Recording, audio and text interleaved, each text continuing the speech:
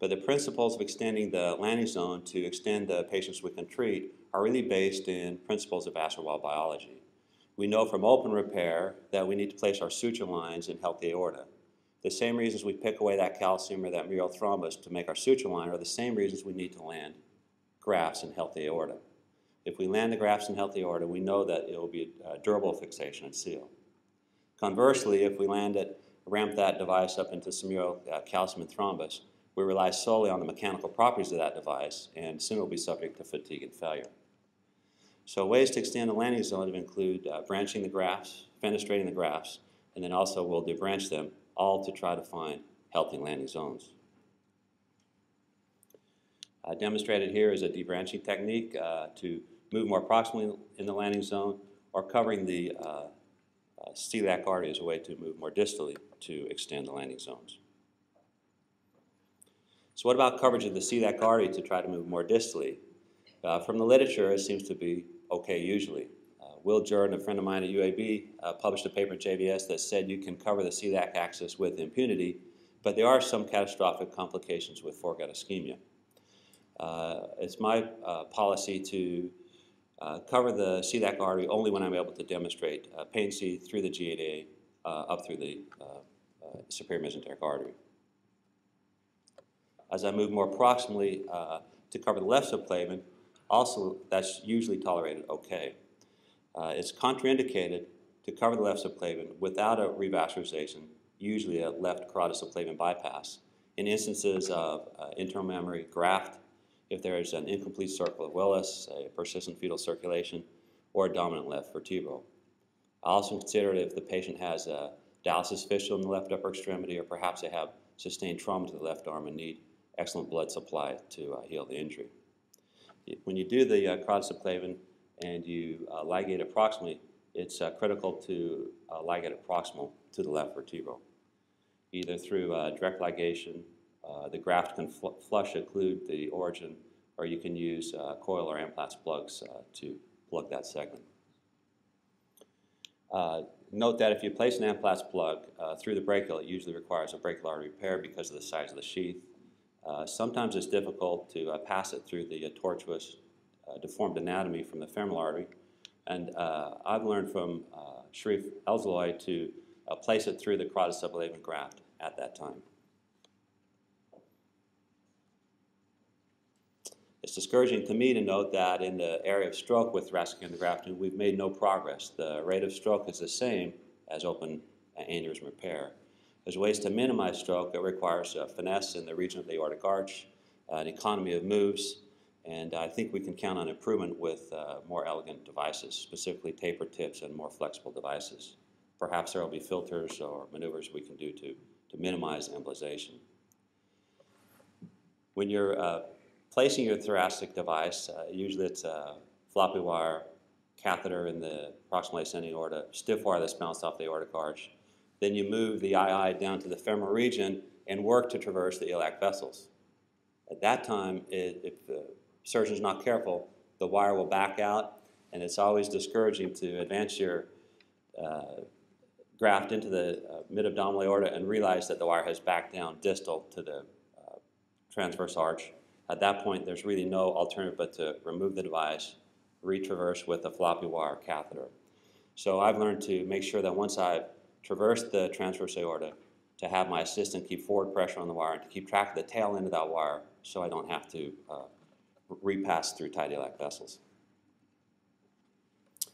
Spinal drainage, still there's really no evidence-based medicine to guide us, but in general, spinal drainage should be used if there's extensive real estate of the thoracic aorta covered.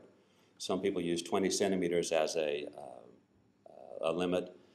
Use it if there's coverage of the distal thoracic aorta in the region of Adamkowitz, where critical segmental vessels to the spinal cord arise, or if there are occluded collaterals, say the hypogastric arteries are out or the left subclavian is covered.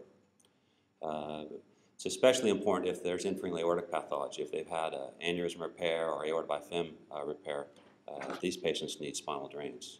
It's always wise to think of the spinal drain ahead of time, say when in the emergency room or in the holding room, as opposed to once they're prepped and draped on the operating table. This slide shows the a marked increase of spinal cord ischemia, that basically a 14-fold increase if patients have had infrarenal aortic pathology. Another critical factor, an independent predictor of spinal cord ischemia, is perioperative hypotension. And it's counterintuitive for the team to let the blood pressure ride high. When I first started doing thoracic endografts, the first graft I did was with a cardiac surgeon friend of mine, Rob Mitchell, and the patient did well and was discharged on day 1. Called to check on the patient on day 2. His wife said, "Well, he ain't getting around much." What do you mean? He said, "Well, his legs are all floppy and loose." And my heart dropped and got him back into the emergency room. And sure enough, he had paraparesis. We took him to the ICU, placed a spinal drain, and had no response. But we noticed he was hypotensive. We put him on a pressor, and he had return of cord function. It was a pitfall from a well-meaning intern who was with the American Heart Guidelines and discharged the patient on a beta blocker. But the take-home message for me was that everybody along the treatment path of the patient, from the recovery room nurses to the ICU nurses to the house staff, all need to know that different than open aneurysm repair, these people need to have their blood pressure right high. And I try to keep their systolic pressure 20 or 40 above their baseline, or at least in the systolic range of 140 to 160. And I usually cancel the antihypertensives in the pre-op and don't resume them until they stabilize slightly hypertensive. Sean Lyden, a friend of mine in Cleveland Clinic, tells of a patient of his that became paraparetic 2 weeks after his thoracic aneurysm repair. When he went to dialysis, they pulled a little too much volume, he became hypotensive. So beware of hypotension in these patients in the postoperative period. The spinal drain parameters I use are set at 10 centimeters of water, 10 cc's per hour as a limit. I drain it for 24 hours. If they have no neurologic complications, I cap it for 24 more and then discontinue it.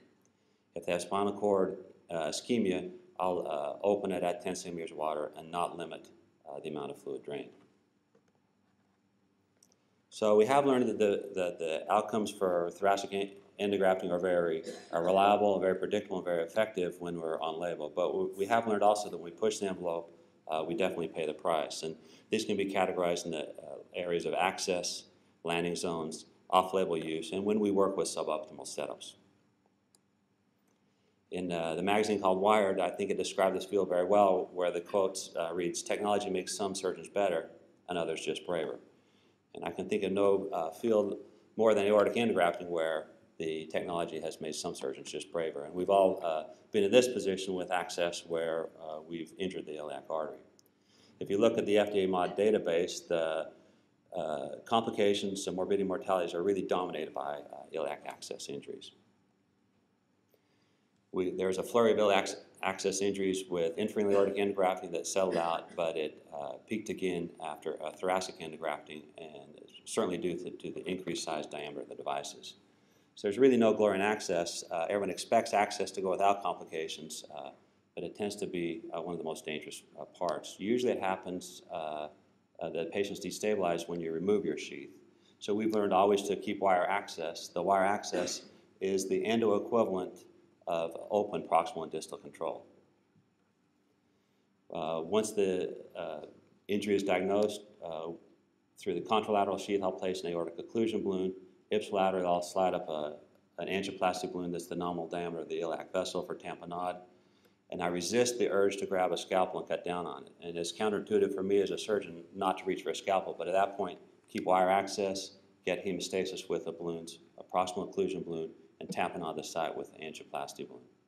At that point, the team can get blood, resuscitate the patient, and prepare for either an endovascular or open repair.